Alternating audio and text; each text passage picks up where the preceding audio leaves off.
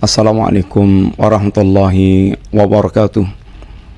Innal hamdalillah wassalatu wassalamu ala Rasulillah wa ala alihi wa ashabihi wa mawalah wala haula wala quwata illa billah, amma ba'du. Alhamdulillah, para pemirsa rahimani wa rahimakumullah. Insyaallah kita kembali melanjutkan pembahasan kita, mengambil faedah dari kitab Situ Duror,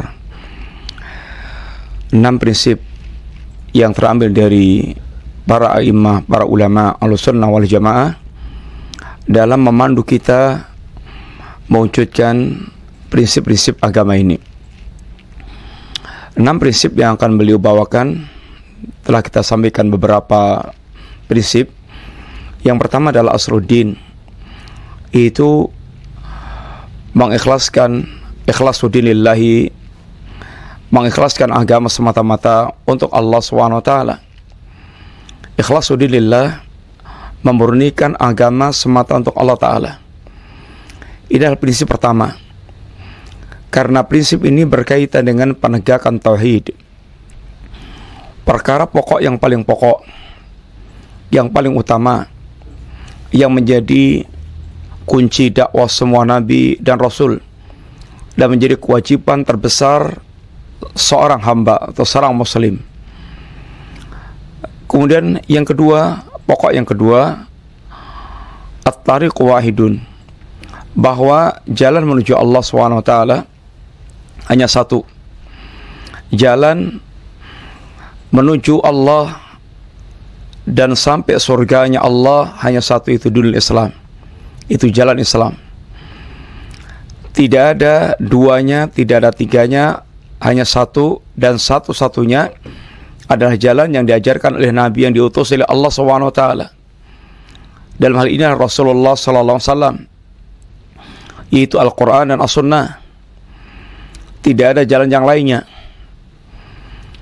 Orang yang mereka mendakwahkan bahwa ada jalan lain selain jalan Islam dalam mengantarkan ketujuan sampai kepada Allah Ta'ala, maka para pendakwah ini adalah para syaitan, sebagaimana syaitan di kalangan jin telah mendakwahkan, menipu para hamba Allah yang berjalan di atas siratal mustaqim, itu untuk masuk ke jalan-jalan alternatif yang mereka ini ajakkan.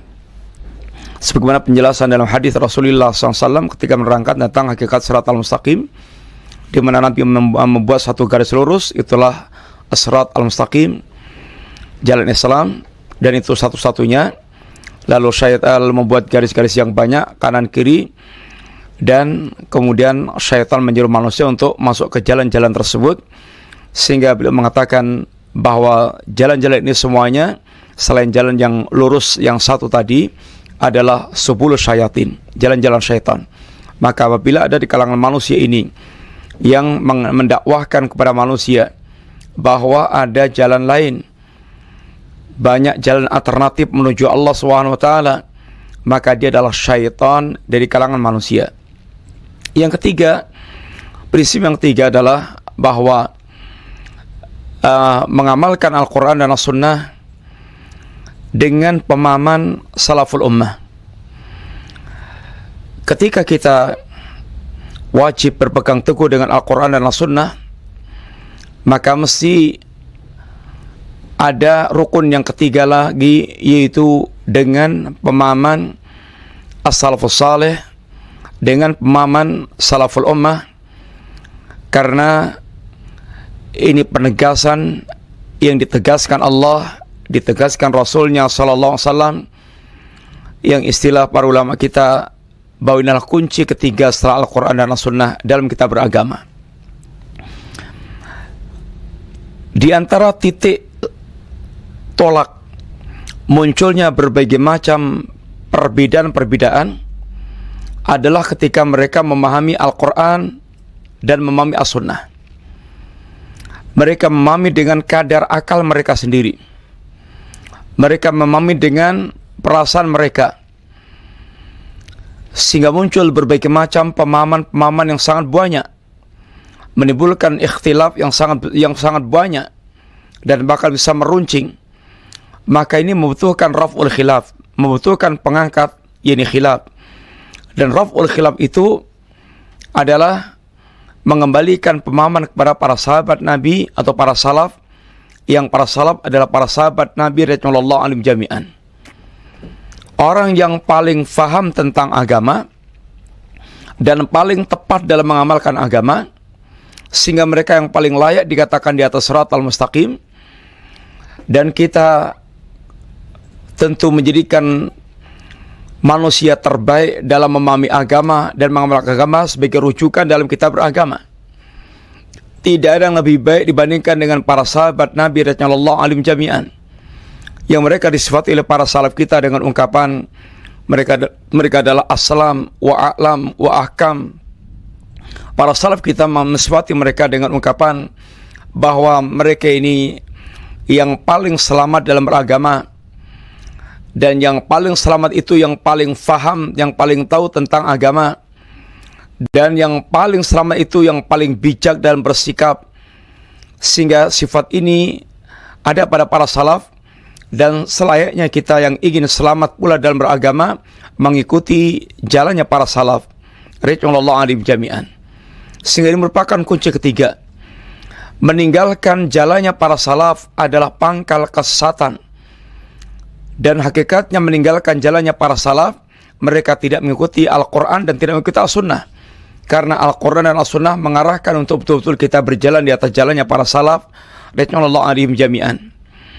Kemudian prinsip yang keempat, yaitu nailul su'dat bil ilmi, meraih kepemimpinan, meraih ketinggian itu semata-mata dengan ilmu.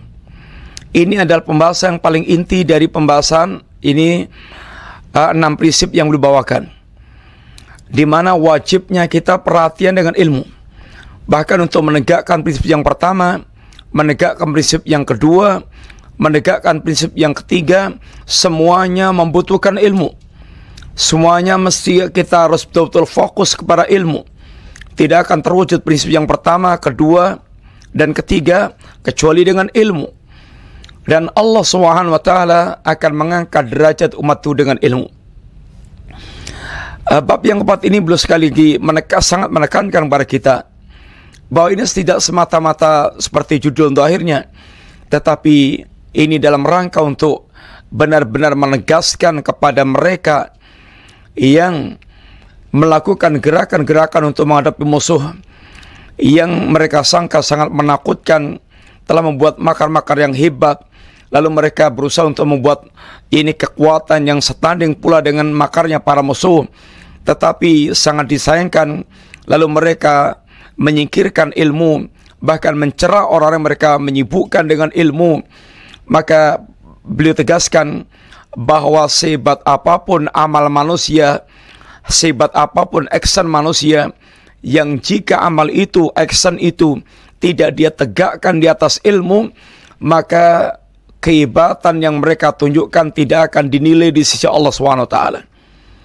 Karena hanya dengan ilmu dia mengetahui dia sedang mentaati Allah atau dia sedang mengikuti hawa nafsu. Oleh karena itulah ini sangat penting untuk betul-betul kita fahami bahwa kemuliaan kita hanya dengan ilmu.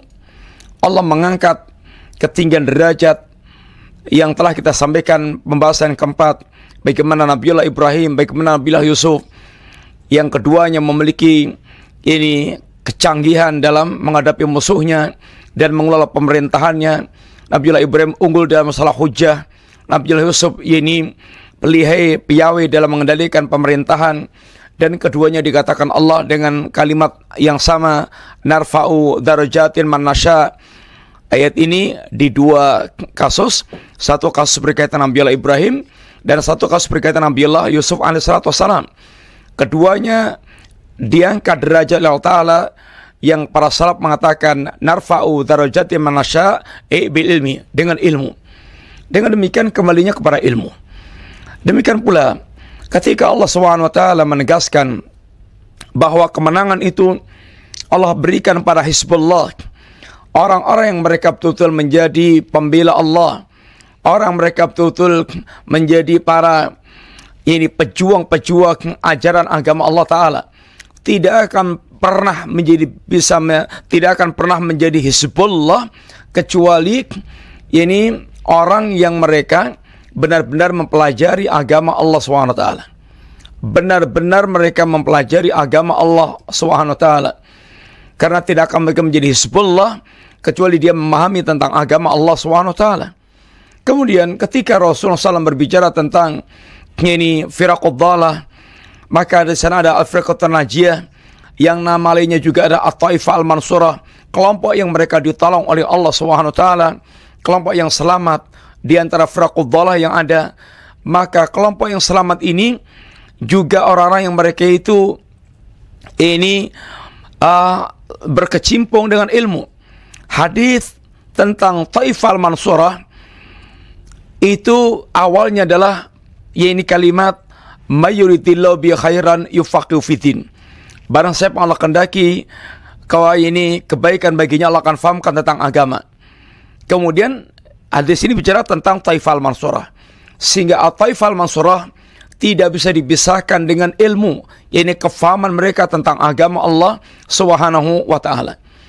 Kemudian ketika Allah bicara tentang makar musuh yang sangat dahsyat, yang makar mereka seakan bisa menjebol gunung, sehingga karena dahsyatnya makar-makar musuh itu, dan Allah tahu bagaimana makar musuh tersebut, maka yang makar mereka, puncak makarnya adalah memurtadkan kaum muslimin.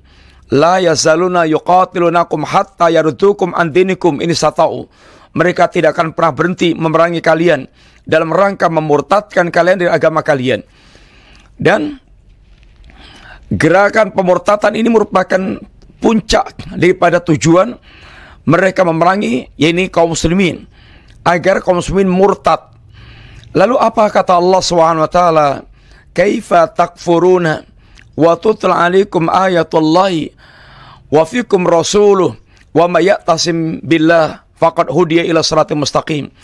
Bagaimana kalian akan bisa dikafirkan oleh mereka, alias makar pemurtatan mereka akan kandas sehebat apapun mereka lakukan. Dengan syarat apa? Di tengah-tengah kalian senantiasa, kepada kalian senantiasa dibacakan ayat Allah. Di tengah-tengah kalian ada Rasulullah SAW. Dan barang siapa yang berpegang teguh dengan tali agama Allah, maka betul-betul telah ini tertunjuki di atas jalan yang lurus. Syarat dia akan selamat dan menjadi benteng terkuat dari gerakan pemurtatan, pengkafiran, dan dengan makar yang sangat dahsyat itu semata-mata apabila kita berpegang teguh dengan tali agama Allah Ta'ala, apabila kita senantiasa menyimak apa yang dibacakan dari kitabullah, apabila kita senantiasa menyimak apa yang disampaikan Rasulullah SAW, selama kita senantiasa berkecimpung dengan kitabullah dan sunnah Nabi SAW dan berpegang teguh dengan keduanya, maka kita tidak akan tersesat dengan pemurtatan mereka dan tidak akan terikut arus dengan tipuan-tipuan makar mereka itu. Dan itu merupakan jaminan dari Allah dan Rasulnya SAW. Ini wa in tamasaktum bima lan tadillu ma tamasaktum bima. Mereka tidak akan pernah sesat selama betul-betul berpegang teguh dengan ini keduanya, Al-Quran dan As-Sunnah.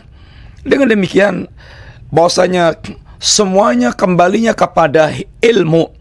Semua kembalinya kepada ilmu. Oleh karena itulah ini merupakan kunci bahwa kemuliaan kaum muslimin, kemenangan kaum muslimin, kejayaan kaum muslimin apabila mereka betul-betul kembali kepada ilmu, yaitu kitabullah dan sunnah Rasulullah SAW. Ini gerakan yang paling mendasar. Gerakan yang paling mendasar. Demikianlah ketika Nabi bicara tentang bagaimana jatuhnya umat ini ke kubang kehinaan. Apa kata Nabi SAW? La yangzi'uhu, Allah tidak akan mencabut kehinaan yang menimpa muslimin hatta tarji'u ila dinikum, sampai kalian kembali kepada agama kalian. Sampai kalian kembali kepada agama kalian. Ini adalah itu kunci. Pertanyaannya, bagaimana kembali kepada agama Allah Ta'ala? Dengan cara kita mempelajari agama Allah SWT. Dengan cara kita mempelajari agama Allah Ta'ala. Tidak akan mungkin kita akan bisa kembali kepada agama Allah Ta'ala kecuali dengan cara kita belajar agama Allah Ta'ala sehingga tahu bagaimana mempraktekkan dan menghidupkan agama Allah Ta'ala. Oleh karena itulah bahwasanya ini belajar agama itu merupakan kunci awal, pondasi awal untuk kebangkitan Islam dan kaum muslimin. Tidak bisa hanya dengan modal semangat, emosional, tetapi dia tidak memiliki ilmu, nanti yang memimpin dia bukan ilmu tapi hawa nafsu. Hawa nafsu. Kaum muslimin, Bapak sekalian rahimani rahimakumullah. Kemudian kita masuk pada al-aslul khamis, pokok yang ke-5, yaitu araddu alal mukhalif minal amri bil ma'ruf wa nahyi 'anil munkar. Membantah para penyimpang itu termasuk di antara bentuk amar ma'ruf nahi munkar. Di antara prinsip yang sangat besar dalam agama ini adalah al-amru bil ma'ruf.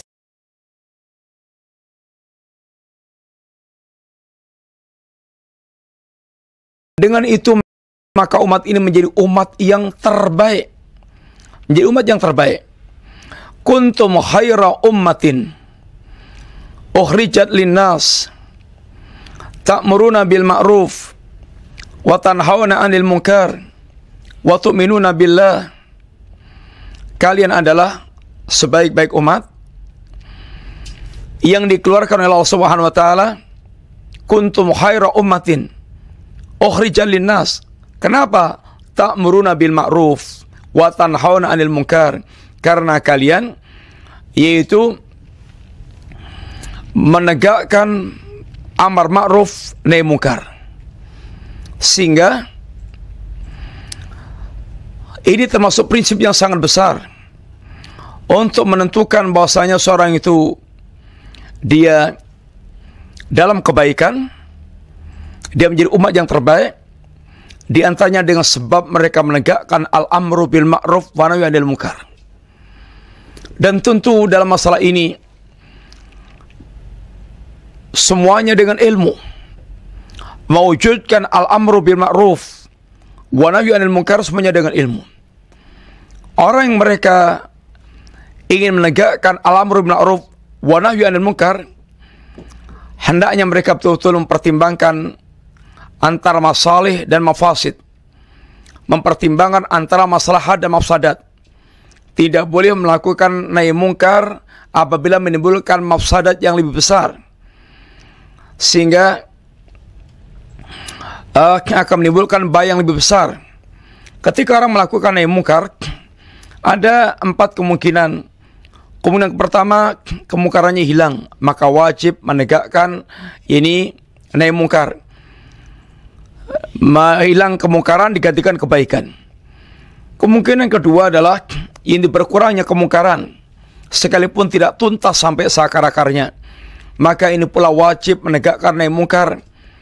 Yang ketiga yaitu hilangnya kemungkaran dikatakan kemungkaran serupa 50-50, maka ini adalah majal ijtihad, sisi ijtihad mana yang mesti dilakukannya dan yang meneruskan atau meninggalkan.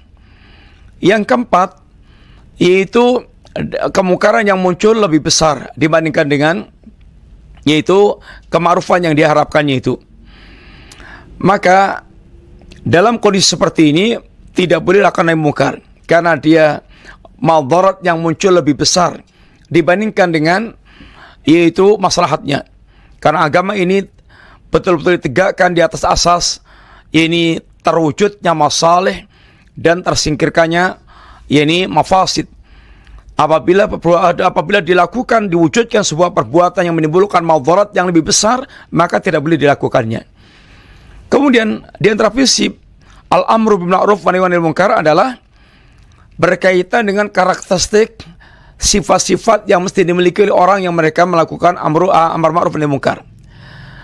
Orang yang melakukan amar ma'ruf nahi munkar ini mesti orang yang berilmu, kemudian dia memiliki sikap ar-rifqu wal-lin, kelembutan, kemudian as-sabru, berilmu, lemah lembut dan bersabar.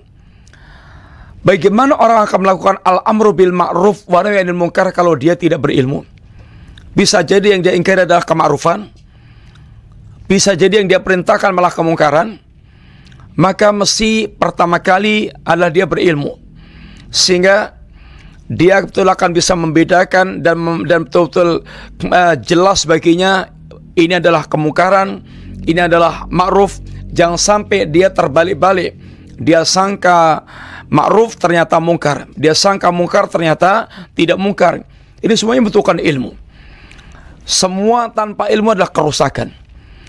Umar bin Abdul Aziz diantara mengingatkan pada kita, beliau mengatakan ini, man kana ya'budullah bighairi ilmin ma yufsidu aktsar mimma yuslih. Barang siapa yang mereka beribadah kepada Allah tanpa ilmu, maka kemungkaran yang dimunculkannya lebih besar. Kemungkaran yang dimunculkan lebih besar dibandingkan dengan yaitu masalah yang diharapkannya. Terjadinya kerusakan lebih besar dibandingkan dengan masalah yang akan diharapkannya. Semua perbuatan yang dilakukan tanpa ilmu, kerusakan yang ditimbulkan lebih besar. Karena berarti menyerahkan pekerjaan pada orang yang bukan ahlinya. Rusak semuanya.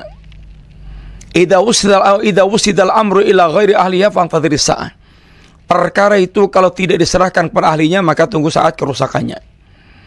Sehingga ketepatan dalam menyerahkan urusan itu sangat penting. Termasuk diantaranya adalah dalam masalah ini, ilmu menjadi kunci yang pertama dan utama. Kemudian yang kedua, ada kelemah lembutan. Karena agama ini, karena dalam kelemah lembutan itu banyak masalah yang akan didapatkannya. Beda dengan sikap kasar, sikap keras yang Nabi saja ditegur oleh dia, Nabi saja diingatkan Allah SWT. Ini dipujinya karena sifat lembutnya, maka mereka itu tidak lari. Ini yang Allah diantaranya tegaskan, Fabirahmati minallah lintalahum walau kunta fadhan ghalidhal qalbi lang fadhu min haulik. Disebabkan karena rahmat Allah, maka kamu bersikap lembut kepada mereka. Seandainya kamu berhati kasar, maka mereka akan lari dari kamu. Ini adalah perwatakan manusia, suka dilakukan dengan ini penuh kelembutan.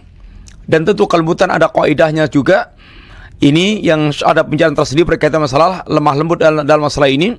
Dan ada pembicaraan khusus ketika nanti kita bicara tentang ini bagaimana kapan kita mesti keras, kapan mesti harus lembut. Kemudian juga prinsip yang ketiga adalah sabar. Karakteristik yang ketiga adalah sabar. Seorang yang mengemban tugas al-amru bil ma'ruf wa nahyi 'anil munkar mesti memiliki kesabaran. Apabila tidak, maka hancurlah perkaranya, karena kesabaran merupakan ini kunci untuk keberhasilan sebuah tindakan. Kemudian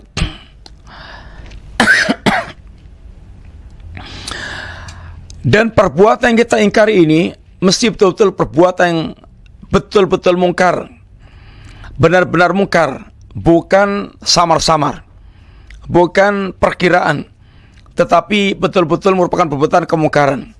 Dan kemungkaran yang kita ingkari itu kemungkaran masih ada, bukan kemungkaran yang sudah sudah lewat. Kemudian kemungkaran itu betul-betul kita lihat dengan mata kita, bukan dengan dimata-matai. Ini adalah apa yang disebutkan para ulama berkaitan dengan ini bagaimana kita mengingkari, yaitu kemungkaran-kemungkaran yang ada itu.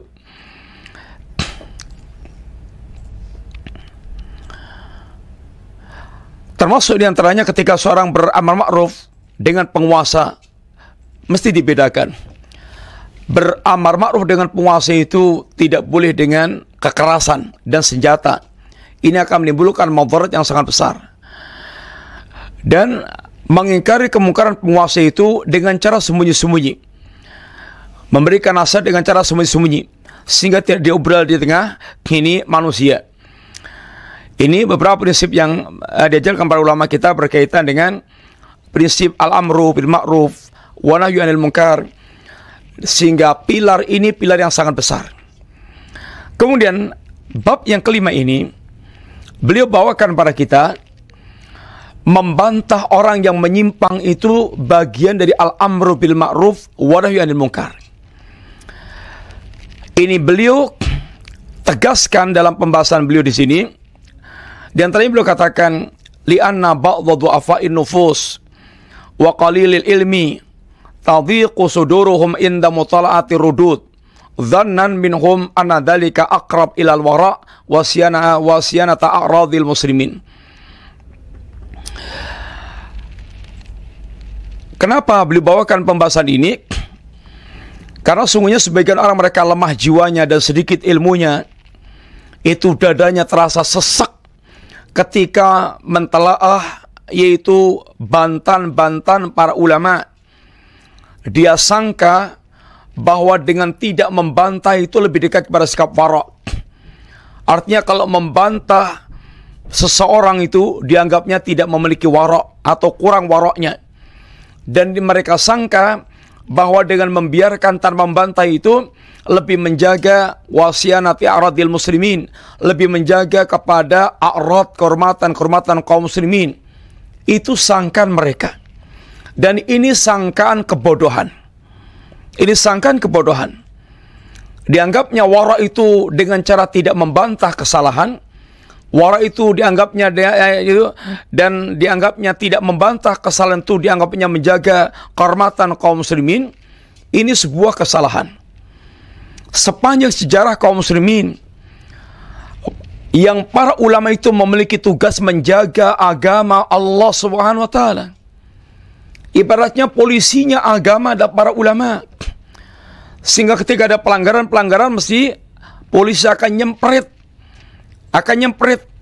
Apa ada orang bilang sempritan polisi itu yaitu tidak wara' atau dia tidak menjaga kehormatan seorang sehingga disemprit, sehingga kelihatan salahnya, biarkan aja bablas.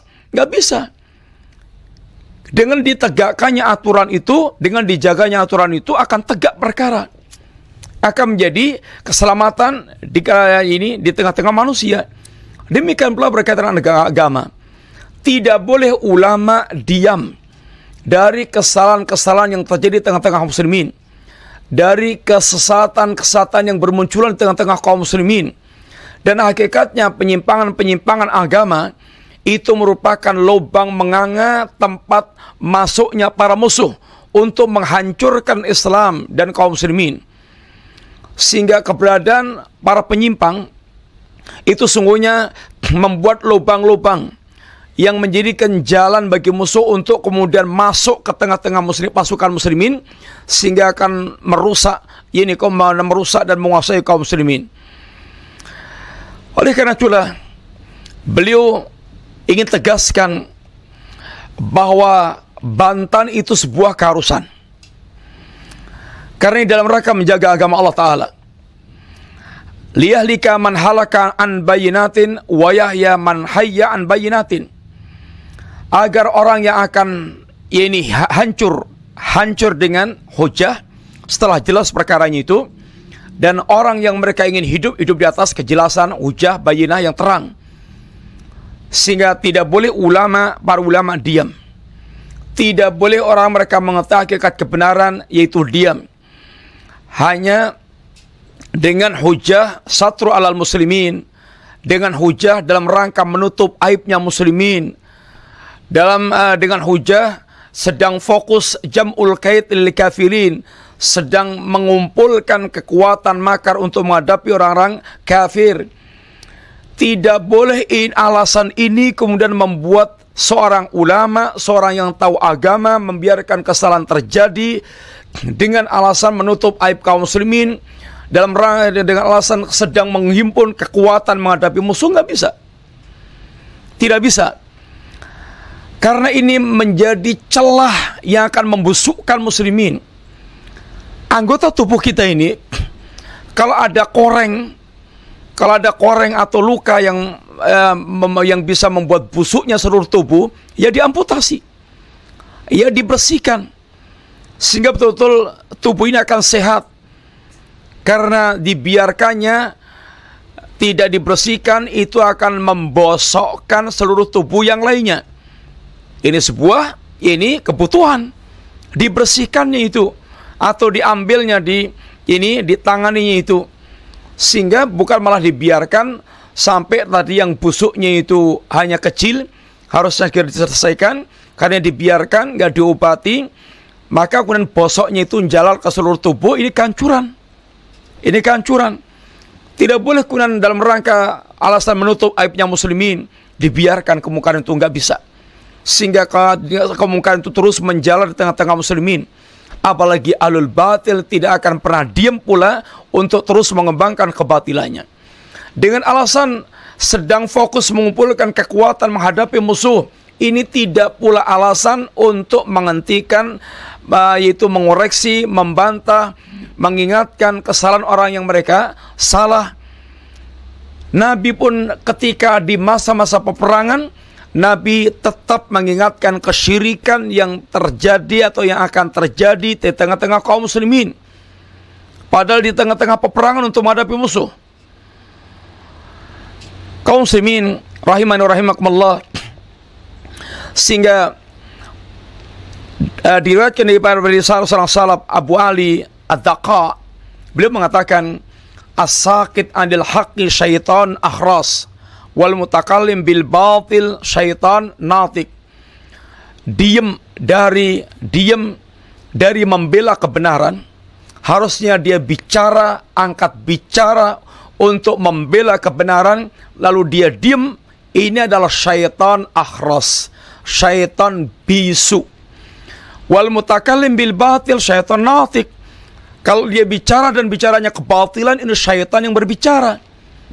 Sehingga dituntut dari seorang muslim, seorang ulama, dia tidak boleh diam ketika kebenaran terinjak-injak, ketika kebenaran itu ternodai. Dia mesti angkat bicara, karena diamnya dari kemungkaran itu artinya syaitan akhras. Dan kalau bicara adalah bicara yang hak, bukan bicara yang batil, bicara kebatilan, itu syaitan yang natik. Nabi kita sallallahu alaihi wasallam telah menghabarkan sebagai berita nubuah tentang iftirakul ummah, perpecahan umat menjadi 73 kelompok. Dan satu yang selamat, yang mereka itu ala manhaj nubuah, yang mereka berjalan di atas manhaj kenabian. Apakah ketika kita telah mendengar hadis Nabi ini, lalu kita diam dari kemungkaran kesatan yang dilakukan oleh firaqud dhalah, apakah yang diinginkan itu ingin menghimpun umat dalam satu jamaah, tapi jamaah tanpa dia mempedulikan al-haq, tanpa mempedulikan tauhid, tanpa memedulikan syirik, yang penting menghimpun dalam satu jamaah kaum muslimin? Ini adalah persatuan ala Yahudi, yang Allah Subhanahu wa taala sangat mengkritik keras orang Yahudi. Orang-orang mereka penuh dengan penyimpangan, penuh dengan kedurakan kepada Allah Subhanahu wa taala. Ini penuh dengan yaitu sikap-sikap menyimpang dari agamanya. Lalu mereka menampakkan zahir bersatu. Ini Allah katakan tahsabum jami'an wa qulubum syatta. Kamu sangka mereka itu bersatu, padahal hatinya mereka centang perenang. Centang perenang. Mereka bersatu di atas ikatan yang batil, di atas ikatan hawa nafsu. Mereka tinggal menunggu waktu untuk meledak. Ini perpecahan di antara mereka, karena persatuan semu, persatuan yang bukan hakiki, persatuan yang hanya ikatannya ikatan kepentingan sesaat. Atau orang yang mereka ingin membiarkan kemungkaran berlangsung itu, dia ingin menjadikan umat ini menjadi, itu menyeru kepada persatuan, tapi menghancurkan kalimat tauhid. Fahdharu, kata beliau, hati-hati dengan ajakan yang semisal ini. Sehingga berapa banyak di kalangan kaum muslimin yang ketika bicara persatuan tanpa peduli tauhid, tanpa peduli kesyirikan, bahkan ini mengajak persatuan tanpa tidak dengan melarang bicara akidah, tauhid, tanpa dengan melarang bicara tentang syirik, melarang bicara tentang bid'ah, karena itu dianggap akan memecah belah barisan kaum muslimin. Hujah-hujah mereka sekitar ketika mengajak bersatu muslimin, jangan melakukan rudud, jangan melakukan bantahan. Di antara hujah mereka adalah perasaan-perasaan, yaitu la tusaddi'u saf minad dakhil. Jangan kamu cerai berikan saf dari dalam. Jangan kamu porak-porandakan persatuan muslimin. Kemudian la tuthirul ghabar minal kharid. Jangan kamu hamburkan debu dari luar. La tuhrikul khilaf bainal muslimin, la tuharikul khilaf bainal muslimin. Jangan kamu gerakkan khilaf dengan tengah-tengah kaum muslimin.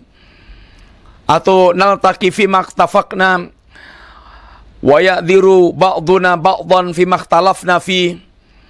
Kita bertemu dalam perkara yang kita sepakati, kita sering memberikan udzur dalam perkara yang kita ini berselisih. Dalam perkara apa perselisihannya itu? Sehingga kita memberikan udzur kepada perselisihan tersebut. Ikhtilaf ada dua. Ikhtilaf yang masyru', ikhtilaf atau ikhtilaf yang masyru' dan ikhtilaf yang tudad. Ikhtilaf yang tudad atau ikhtilaf tanawu dan ikhtilaf yang tudad. Kalau ikhtilaf yang tanawu, ikhtilaf yang semuanya ada dalam ajaran Nabi, Nabi mengajarkan baca iftitah ada beberapa bentuk. Sehingga ada ikhtilaf dalam masalah baca iftitah. Itu iftitah itu adalah khilaf yang tanawu, yang beraneka macam, semuanya ada dalam ajaran Nabi. Ada ikhtilaf yang tudad, yang bertentangan, yang memang tidak ada, yang satu hak, yang satu batil. Tauhid dengan syirik, sunnah dengan bid'ah. Ini ikhtilaf yang tidak bisa digatukkan.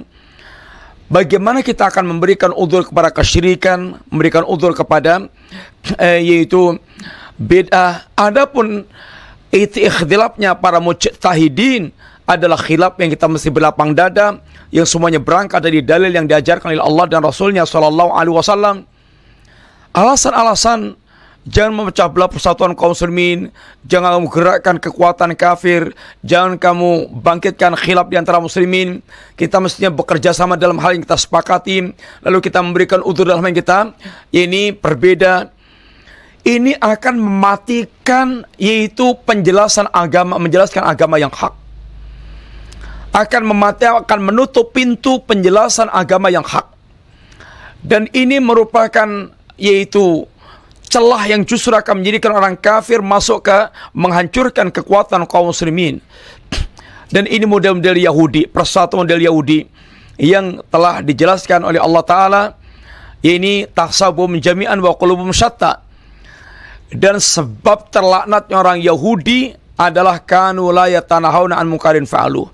Mereka ini tidak saling mencegah kemungkaran yang terjadi di antara mereka.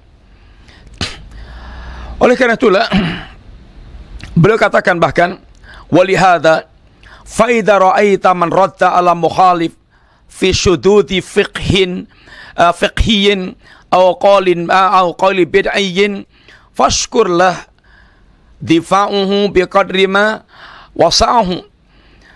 Oleh karena itulah, jika Anda melihat orang yang membantah para penyimpang, yang memiliki memiliki pendapat-pendapat yang syad dalam masalah fikih, atau memiliki perkataan makalah bid'ah, perkataan bid'ah, pemikiran bid'ah, fashkurlah, maka justru bersyukurlah Anda kepada orang membantah tersebut, karena dia telah membantah sesuai dengan kemampuannya, dan itu ikut menjaga suhur Islam, ikut menjaga benteng pertahanan Islam.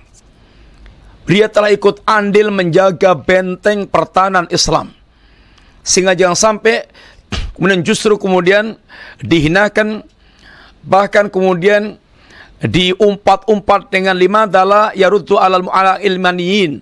Kenapa dia tidak membantah orang sekuler, malah membantah ini temannya sendiri?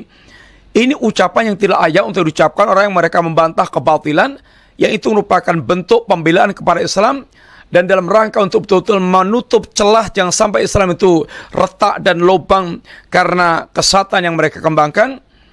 Ini adalah hendaknya justru disyukuri kayak yang seperti itu. Itu sebuah kenikmatan tersendiri. Adanya orang mereka ikut andil menjaga Islam dengan membantah kebatilan yang ada. Dan nas-nas yang berkaitan dengan kewajiban al-amru bil ma'ruf wa nahyi 'anil munkar sangat banyak. Maka beliau katakan wa aslu hadzal bab an-nusus al-warida fil amri bil ma'ruf wa nahyi 'anil munkar. Dan dasar dari bab ini yaitu menegakkan kewajiban amar ma'ruf nahi munkar adalah firman Allah di antaranya wa taqum minkum ummatun yad'una ilal khair wa ya'muruna bil ma'ruf wa yanhauna 'anil munkar wa ulaika humul muflihun. Dan hendaklah ada sekelompok di antara kalian, wa taqum minkum ummatun, hendaklah ada yakni umat, sekelompok umat di kalangan kalian yang senantiasa menyuruh kepada kebaikan, memerintahkan yang ma'ruf, melarang yang mungkar. Mereka itulah orang-orang yang ini beruntung. Qala Ibnu Taimiyah, berkata Syekhul Islam Ibnu Taimiyah, beliau mengatakan wal amru bisunnah wa nahyu anil bid'ah wa amrun bima'rufin wa nahyun an munkarin wa huwa min afdhalil a'mali salihah. Memerintahkan sunnah, melarang dari bid'ah, ini perkara perintah kepada yang ma'ruf dan melarang yang mungkar, dan ini merupakan seutama-utama amal saleh. Para ini ulama kita mengingatkan kepada mereka yang sesak dadanya ketika melihat bantahan-bantahan para ulama, terhadap para penyimpang. Sesungguhnya membantah para penyimpang itu adalah merupakan bentuk sikap adil. Karena kita diwajibkan untuk menjadi saksi-saksi keadilan di tengah-tengah kehidupan ini. Walaupun kepada diri kita sendiri. Kita mesti menjadi syuhada Allah. Kita mesti menjadi para syuhada, ini para saksi-saksi kebenaran di muka bumi. Walaupun kepada kita sendiri, diri kita sendiri. Ya ayyuhalladzina amanu kunu qawwamina bil qisti syuhada'a lillah. Walau ala anfusikum awil walidaini wal aqrabin. Iyakun ghaniyan aw faqiran fallahu awla biha awla bihima fala tattabi'ul hawa an ta'dilu wa in talwu aw tu'ridu fa inallaha kana bima ta'maluna khabira. Allah katakan, wahai orang yang beriman, jadilah kalian qawwamina bil qisti, jadilah kalian orang yang menegakkan keadilan, syuhada'a lillah, yaitu menjadi saksi-saksi Allah di muka bumi, walau ala anfusikum, walaupun kepada diri kalian sendiri, awil walidain wal aqrabin, atau kepada kedua orang tua atau kepada kerabat, maka keadilan tetap ditegakkan. Anda harus menjadi saksi keadilan. Keadilan lebih utama dibandingkan dengan diri kita, keluarga, kemudian kerabat. Kalau mereka ini miskin, mereka ini kaya atau miskin, Allah lebih utama. Dari hal itu, jangan kalian ikuti hawa nafsu lalu kalian menyimpang. Kalau kalian wa in talwu, itu berdusta. Kalau kalian berdusta sehingga tidak jujur dalam beragama, sehingga menyembunyikan kebenaran, atau berpaling menyembunyikan kebenaran, fa innallaha kana bima ta'maluna khabira. Sungguhnya Allah dengan semua perbuatan kalian Allah mengetahuinya. Sehingga membantah para penyimpang walaupun itu berasal dari kalangan kaum muslimin dan mereka bahkan memiliki kebaikan di satu sisi, itu termasuk bagian daripada menegakkan keadilan, menegakkan syuhada Allah, menjadi saksi-saksi Allah di muka bumi. Ini tegaknya agama Allah, menjadi saksi keadilan. Tidak boleh kita menyembunyikan al-haq dan tidak boleh kita berdusta. Bagaimana kita menutup-nutupi kesyirikan? Bagaimana kita menutup-nutupi bid'ah yang terjadi hanya dengan alasan dan karena mereka muslimin, supaya terjaga kehormatan muslimin, menutup aib muslimin, jangan memecah belah kaum muslimin. Ini akan menghancurkan agama Allah Ta'ala.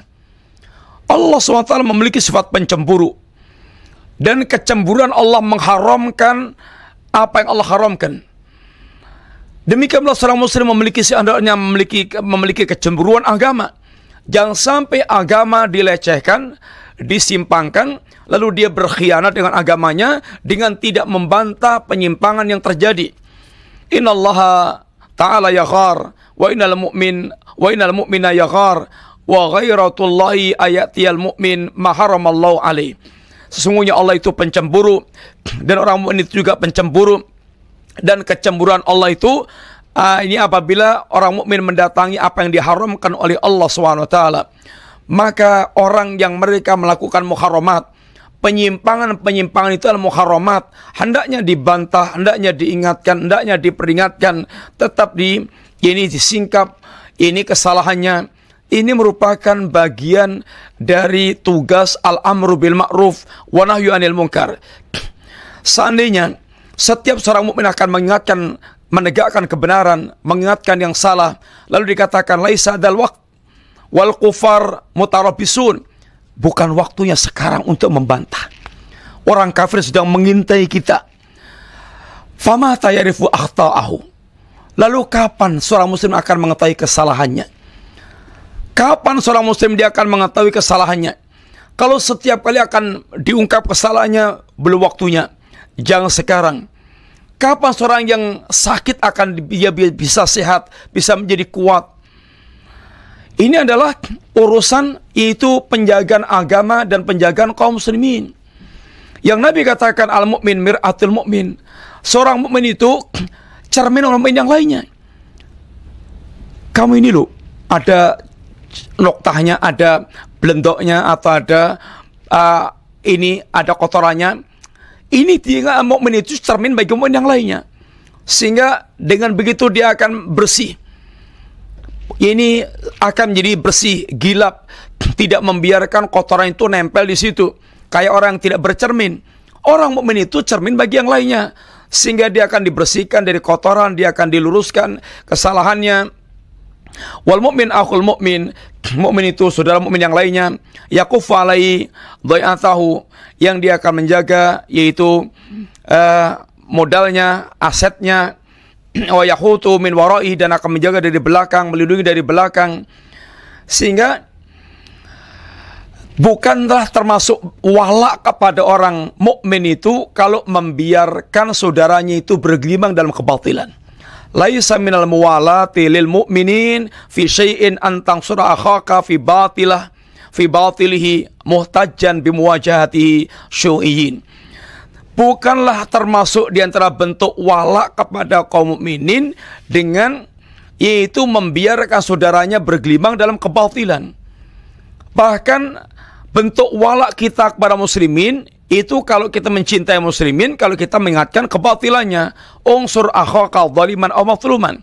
Kata Nabi, tolong saudara Anda, baik dalam keadaan zalim atau terdolimi. Kalau orang terdolimi menolong, wajah tahu jelas. Bagaimana menolong orang yang zalim? Maka kata para sahabat, ya Rasulullah, hadza nansuruhu mazluman, fa kaifa nansuruhu zaliman? Nolong yang zalim itu bagaimana ya Nabi? Nolong yang orang terdolimi kita faham, tapi nolong orang yang zalim bagaimana? Maka Nabi katakan, ini kamu tahan tamna'uhu minadz-zulmi, kamu tahan dari kezaliman yang dia lakukan itu. Sehingga itulah bentuk pertolongan Anda. Bentuk pertolongannya dari orang yang zalim. In kana zaliman falyanhahu wa in lahu nasarahum. Kalau dia zalim maka tahanlah. Kalau dia dan itulah bentuk pertolongan kepada orang tersebut. Fa innahu lahu nasrun. Karena itu merupakan pertolongan pada orang yang zalim sehingga tidak jadi zalim. Orang mau nyemplung sumur, bagaimana bentuk pertolongan kita? Ya kita yang kita pegang, jangan sampai dia nyemplung sumur. Kalau kita biarkan ben nyemplung sumur, nanti dia tersinggung. Jangan diingatkan, jangan geret-geret. Ini namanya justru tagel, saudaranya akan bunuh diri, dia akan nyemplung dalam ini kebinasaan. Kemudian para bapak sekalian, sehingga menegakkan kewajiban ini sungguhnya adalah menjaga agama dari dua sisi. Dari sisi musuh, jangan sampai orang kafir itu kemudian mendapatkan celah untuk kemudian masuk ke menyerang ke dalam pasukan muslimin. Dari sisi dalam, memberantas kebusukan dari dalam.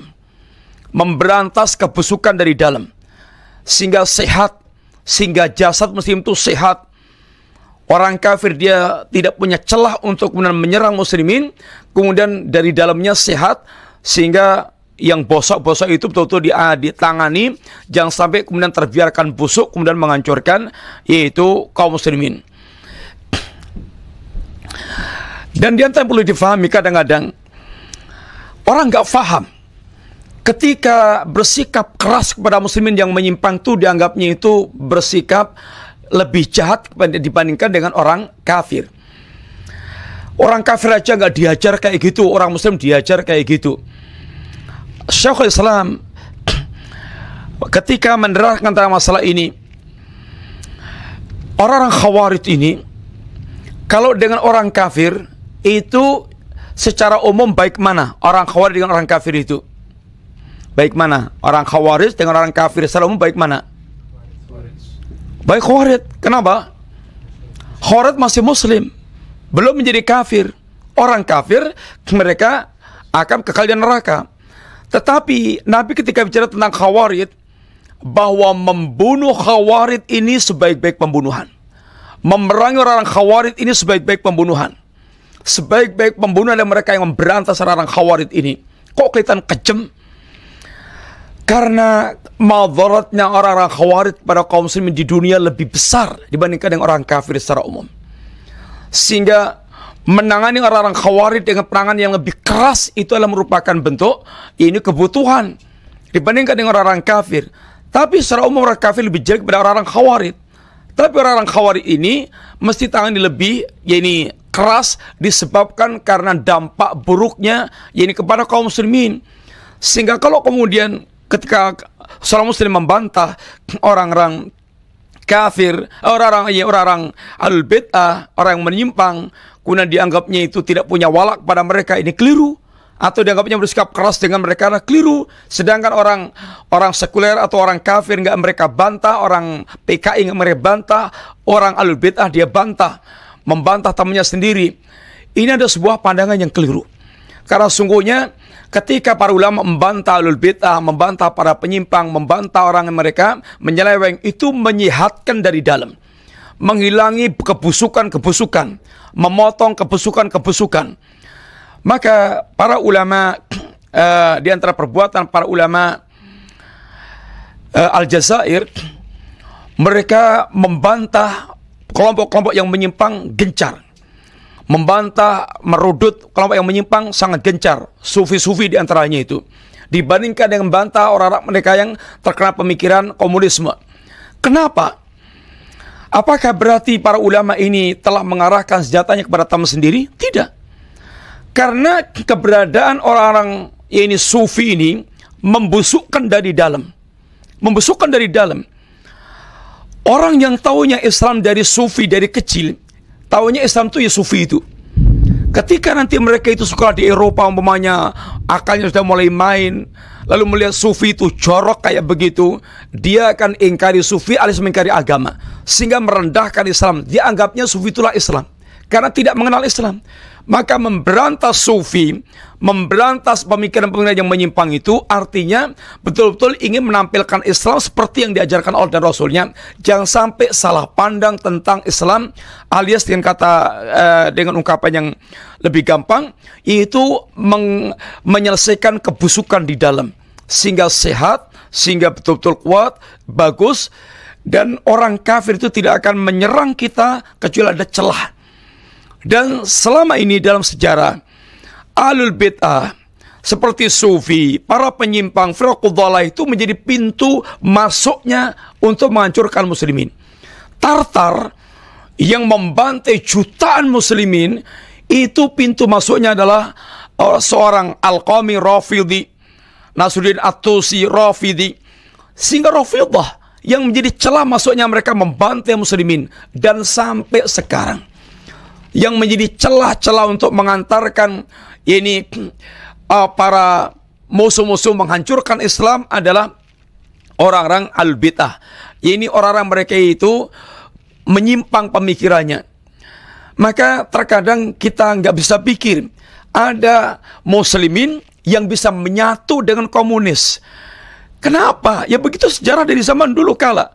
munafikin, para penyimpang ini, atau para kaki tangan munafik, atau yang terprovokasi oleh orang munafik, ini merupakan penyakit yang merupakan pembusukan dari dalam. Maka para ulama sangat gencar membersihkan kebusukan-kebusukan ini dalam rangka menampilkan Islam yang sehat, sehingga betul-betul ini Islam yang betul-betul dipandang indah sebagaimana aslinya yang Allah tunjukkan kepada kita dan Nabi ajarkan kepada kita. Demikian sekilas bagi sekalian prinsip yang kelima ini. InsyaAllah kita akan lanjutkan pembahasan berikutnya dari bab ini. Mudah-mudahan Allah memahamkan kita tentang agamanya, sehingga membantah al-bid'ah itu sama dengan seperti berjihad melawan orang munafik yang menyebarkan penyimpangan-penyimpangan di dalam agama ini. Wassallallahu ala nabiyina Muhammadin wa ala alihi wasallam. Ada pertanyaan? Assalamualaikum. Afwan, izin bertanya, adakah kiat-kiat tertentu untuk menjadi ibu yang salehah? Terima kasih. Bismillahirrahmanirrahim. Kiat pertama adalah belajar agama. Karena kesalahan itu diawali dengan dia faham tentang agama. Tidak akan pernah mungkin menjadi saleh kecuali dia faham agama. Ini pertama. Yang kedua, ia mengamalkan agama. Yang ketiga, yaitu dibimbing oleh guru yang benar. Sebab kalau kita salah bimbing, salah pembimbingan juga bisa menjadi ibu yang tolehah. Walaupun kita belajar agama, tapi dia terkena pemikiran sesat, kemudian mendidik anaknya dengan pemikiran sesat, ini adalah tentu bukan soleh lagi. Kemudian mencari suami yang saleh juga, agar menjadi betul-betul kesalahan ibunya itu akan bisa bertahan dengan kesalahan ini suaminya. Dan kemudian banyak-banyak berdoa kepada Allah Subhanahu wa taala agar Allah memberikan kepada kita kesalahan hati, kesalahan jiwa, sehingga betul-betul kita tumbuh berkembang menjadi seorang wanita yang salihah. Itu wanita yang betul-betul taat kepada Allah Subhanahu wa taala dan memiliki akhlak yang baik kepada para manusia, dan bergaul dengan wanita-wanita yang saleh, berteladan dengan wanita yang saleh, yang salihah, wanita yang salihah yang telah Allah jelaskan teladan wanita salihah dalam Al-Qur'an. Di antaranya sebagaimana Allah katakan, daraballahu mathalan lilladzina amanu imra'ata fir'aun idz qalat rabbi bani indaka baitan fil jannah. Allah membuat tamsil untuk orang mukmin seperti mana wanita istrinya Fir'aun, sehingga ada teladan-teladan wanita-wanita teladan salihah, bagaimana meneladani mereka, bagaimana berjiwa salihah sebagaimana mereka, sehingga ada teorinya, ada teladannya, sehingga kita tinggal bagaimana kemudian bisa maksimal untuk mengambil keteladanan wanita-wanita salihah tersebut. Apa yang seharusnya Ana perbuat di saat depan mata Ana melihat banyak akhwat menebarkan kecantikannya walau mereka sudah bercadar? Menebar kecantikannya bagaimana? Kalau kemudian di antara mereka istilahnya ya berdandan yang baik, kemudian sama akhwat ya sekedar menampakkan wajahnya di antara akhwat, ya nggak ada masalah. Tapi kalau kemudian minor-minor dan sebagainya, ya kemudian diingatkan itu jangan sampai.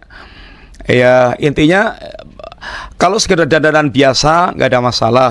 Kalau kemudian mereka saling pamer, ada nilai-nilai kemungkaran yang ditunjukkannya, yang mestinya diingatkan, dinasihati. Karena adinu nasiha, dan kemudian man ra'a minkum munkaran falyughayyirhu biyadihi fa illam yastati fa bilisani wa illam yastati fa biqalbihi. Sehingga intinya ada pengingkaran tentang kemungkaran tersebut. Kalau itu dianggap mungkar, tapi pastikan dulu itu mungkar atau tidak. Jangan sampai Anda mengingkari sesuatu yang tidak mungkar. Kalau sekedar wanita berdandan cantik, berdandan baik, tentu hal-hal yang biasa, apalagi dipersiapkan untuk suaminya. Tapi kalau ada nilai kemungkaran di depan umum, mesti diingatkan. Diingat, paling nggak dinasihati. Wallahu a'lam bishawab. Apakah boleh kalau Ana membeli sebuah buku karya seorang ustadz atau syekh, lalu Ana sebarkan poin-poin yang ada di buku itu dalam bentuk postingan? Ya boleh aja, yang penting adalah intisari dari kita dari buku tersebut tanpa merubah maknanya, ringkasan dari kitab tersebut atau bagaimana, ya nggak ada masalah. Yang penting ini rujukannya kitab ini, ada isi kandungannya begini-begini, poin-poin yang penting yang perlu untuk disampaikannya, nggak ada masalah. Yang penting betul-betul dia tidak merubah, tidak ada punya niat untuk yaitu memotong-motong, tapi dia betul-betul mengambilkan intisari nasihat ada di kitab tersebut. Lalu bisa dirujuk ke kitab ini, kitabnya ini, karangannya ini, boleh aja seperti itu. dan bisa merupakan bagian amal saleh yang menebarkan kebaikan. Wallahu a'lam bishawab.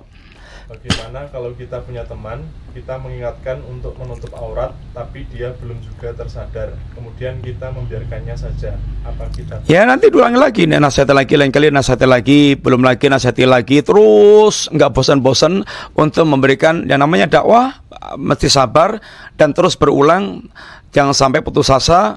Dan dakwah itu bukannya sekali aja bukannya sekali, tapi terus diulang-ulang terus sampai siapa yang bosan. Kita tidak boleh ada bosannya karena dakwah sampai kita mati. Dakwah itu ibadah, dan ibadah itu sampai kita mati, sehingga tidak ada batasnya untuk kita mengajak manusia.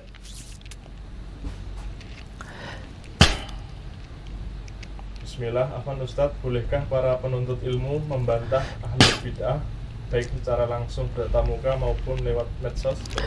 Bismillahirrahmanirrahim. Penuntut ilmu mesti harus tahu diri. Untuk membantah ahlul bid'ah itu mesti harus tahu diri. Seperti Anda mau gelut, mau yaitu gulat. Kalau musuh Anda itu sudah kelas berat, Anda masih kelas dhairah, itu bisa dihuntal miring sama mereka, bisa membahayakan. Nanti pelongo-pelongo nggak karuan, bisa menjadi diinjak-injak, dipermalukan. Dakwah itu ada tahapannya, ada yaitu dengan bil hikmah, mau'izatul hasanah, wajadilhum billatil ahsan. Jidal ini membutuhkan ilmu khusus, kemampuan khusus, dan sikap-sikap yang lebih pada diri seorang tersebut. Jangan sampai kemudian nanti dia maju tanding, baru kemudian diselentik saja udah jungkelnya 7 kali, nanti bisa ini memalukan. Ya ini Ahlussunnah harus tahu diri, sehingga jangan sampai kemudian kita yaitu salah dalam bersikap. Wallahu a'lam bishawab. Serahkan yang begituan kepada orang yang ahlinya gitu. Cukup, mudah-mudahan manfaat. Demikian sekalian, insyaallah kita lanjutkan pembahasan berikutnya. Terima kasih banyak. Jazakumullah khair. Subhanakallahumma wa bihamdika asyhadu an la ilaha illa anta astaghfiruka wa atubu ilaik. Wa sallallahu ala nabiyyina Muhammadin wa ala alihi washabihi wasallam. Assalamualaikum warahmatullahi wabarakatuh.